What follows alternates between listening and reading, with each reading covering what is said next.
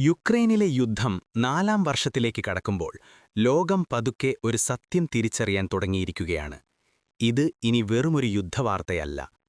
ഓരോ ദിവസവും പുറത്തുവരുന്ന സംഭവങ്ങൾ അന്താരാഷ്ട്ര ഭൗമരാഷ്ട്രീയ ഭൂപടം തന്നെ നിശബ്ദമായി എന്നാൽ ആഴത്തിൽ പുനർരചന ചെയ്യപ്പെടുന്നു എന്ന സൂചനകളാണ് നൽകുന്നത്. ഒരു കാലത്ത് സ്ഥിരമെന്ന് കരുതിയിരുന്ന ശക്തികേന്ദ്രങ്ങളും സഖ്യങ്ങളും ഇന്ന് അത്ര ഉറപ്പുള്ളതല്ല.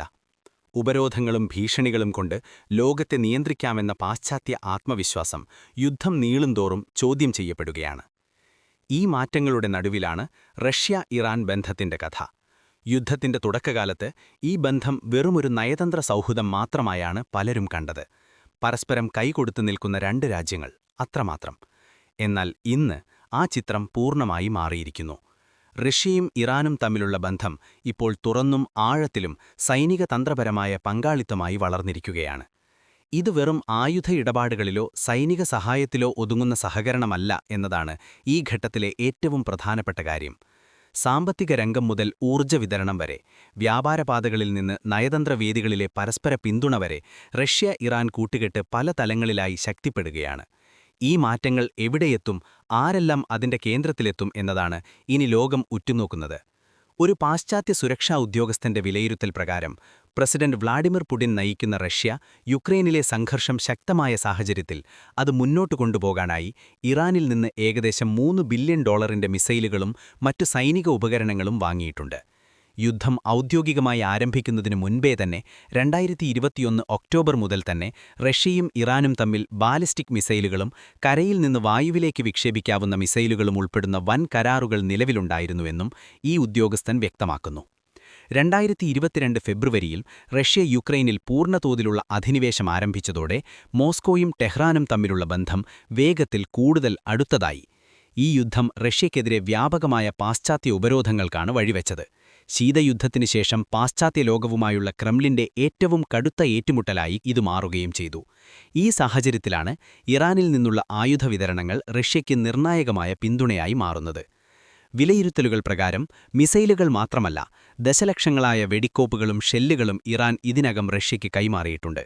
കൂടുതൽ ഉപകരണങ്ങൾ ഇനിയും എത്തുമെന്ന് പ്രതീക്ഷിക്കുന്നതിനാൽ ഇതുവരെ പുറത്തുവന്ന കണക്കുകൾ റഷ്യ ഇറാനിൽ നിന്ന് വാങ്ങിയ ആയുധങ്ങളുടെ മുഴുവൻ മൂല്യവും പ്രതിനിധാനം ചെയ്യുന്നില്ലെന്നും വിദഗ്ധർ പറയുന്നു.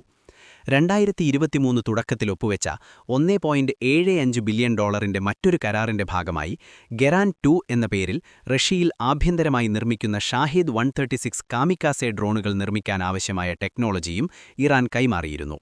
യുക്രൈനിലെ ഖാർക്കീവ് പോലുള്ള നഗരങ്ങളിൽ കണ്ടെത്തപ്പെട്ട ഈ ഡ്രോണുകളുടെ അവശിഷ്ടങ്ങൾ റഷ്യ-ഇറാൻ സൈനിക സഹകരണത്തിന്റെ തെളിവായി പാശ്ചാത്യ ലോകം ചൂണ്ടിക്കാണിക്കുന്നു. മൊത്തത്തിൽ 2021 അവസാനത്തോടെ തുടങ്ങി ഇറാനിയൻ സൈനിക ഉപകരണങ്ങൾക്കായി റഷ്യ $4 ബില്യൺ ചെലവഴിച്ചിട്ടുണ്ടെന്നാണ് പാശ്ചാത്യ സുരക്ഷാ വിലയിരുത്തൽ.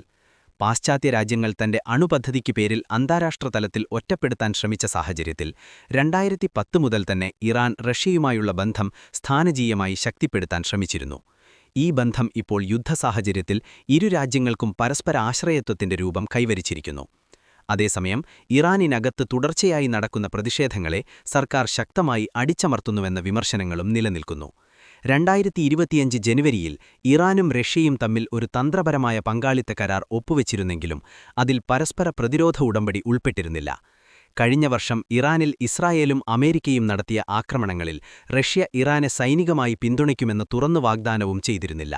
എന്നിരുന്നാലും ഉപരോധങ്ങളുടെ ആഘാതം കുറയ്ക്കാൻ ഇരു രാജ്യങ്ങളും സാമ്പത്തിക വ്യാപാര സഹകരണം വർദ്ധിപ്പിക്കാനുള്ള ശ്രമത്തിലാണ്. ഇന്ത്യയെ ബന്ധിപ്പിച്ചുള്ള ഒരു വ്യാപാരപാത വികസിപ്പിക്കുന്നതടക്കം ബാങ്കിങ്ങും സാമ്പത്തിക ഇടപാടുകളും ശക്തിപ്പെടുത്തുന്നതിനെക്കുറിച്ച് ചർച്ചകൾ നടക്കുന്നതായി റിപ്പോർട്ടുകൾ സൂചിപ്പിക്കുന്നു. ഈ പശ്ചാത്തലത്തിൽ റഷ്യ-ഇറാൻ സൈനിക സഹകരണം യുക്രൈനിലെ യുദ്ധത്തിന്റെ ദിശയെ മാത്രമല്ല, ആഗോള ഭൗമരാഷ്ട്രീയ ശക്തിസമതുല്യതാവസ്ഥയെയും സ്വാധീനിക്കുന്ന ഘടകമായി മാറുകയാണ്. പാശ്ചാത്യ ഉപരോധങ്ങൾ മറികടക്കാനും പരസ്പര ആവശ്യങ്ങൾ നിറവേറ്റാനും ഇരു രാജ്യങ്ങളും കണ്ടെത്തിയ ഈ വഴികൾ ഭാവിയിൽ അന്താരാഷ്ട്ര രാഷ്ട്രീയത്തിൽ കൂടുതൽ കടുത്ത സംഘർഷങ്ങൾക്കും പുതിയ സഖ്യങ്ങൾക്കും വഴിവെക്കുമോ എന്ന ചോദ്യമാണ് ലോകം ഉറ്റുനോക്കുന്നത്.